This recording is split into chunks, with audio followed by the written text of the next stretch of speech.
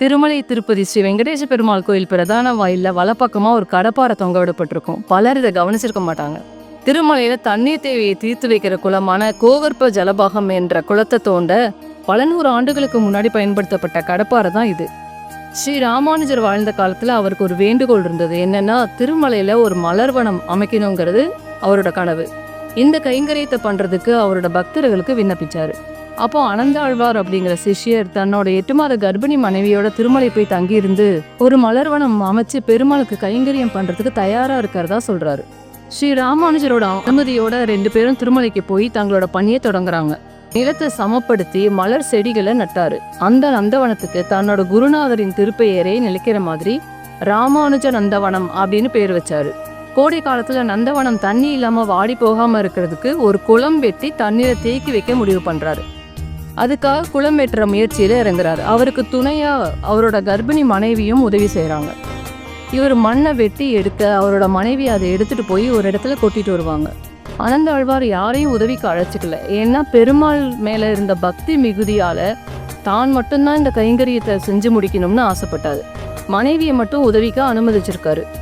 தொடர்ந்து பணி நடந்துட்டு இருந்தப்போ அங்க ஒரு சிறுவன் அனந்தாழ்வார் மனைவி கிட்ட, இவ்வளோ கஷ்டப்படுறீங்களே, நானும் உதவலாமா அப்படின்னு கேட்குறான். ஆனா அவங்க தன்னோட கணவர் இதை அனுமதிக்க மாட்டாருன்னு சொல்லி மறுத்துட்டாங்க. அந்த பையன் வற்புறுத்தி கேட்கவும் அனந்தாழ்வாருக்கு தெரியாம சிறுவனோட உதவியை ஏத்துக்கிறாங்க. தன்னோட மனைவி இவ்வளவு சீக்கிரமா மண்ணை கொட்டிட்டு வராளேன்னு கொஞ்ச நேரம் கவனிச்ச அனந்தாழ்வார் மண் கொட்டக்கூடிய அந்த இடத்துக்கு போய் பாக்குறாரு. அப்போ ஒரு சிறுவன் தன் மனைவி கிட்ட இருந்து மண் சட்டியை வாங்கிட்டு போய் கொட்டிட்டு வர்றத கவனிச்சிருக்காரு. உடனே கோபமாயிட்டு அந்த சிறுவனை சத்தம் போட்டு அனுப்பிடுறாரு. மறுபடியும் இவங்க வேலையை தொடர்றாங்க. சிறிது நேரத்திலேயே அந்த சிறுவன் மீண்டும் உதவ முற்படுறான். இதனால கோபமுற்ற அனந்தாழ்வார் தன் கையில இருந்த கடப்பாறைய அவனை நோக்கி எறிகிறாரு. அது அவன் முகத்து ஆடையில பட்டு ரத்தம் கொட்ட ஆரம்பிக்குது.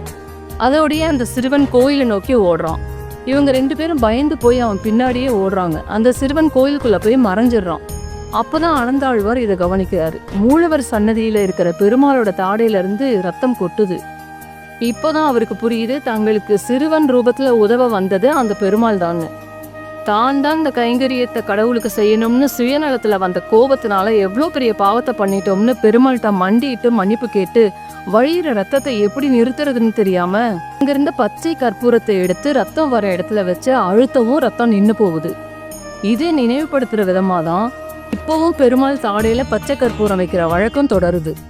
இந்த குளத்தை தோன்றதுக்கு அனந்தாழ்வார் உபயோகப்படுத்தின கடப்பாறை தான் திருமலையில நான் பாக்குறது.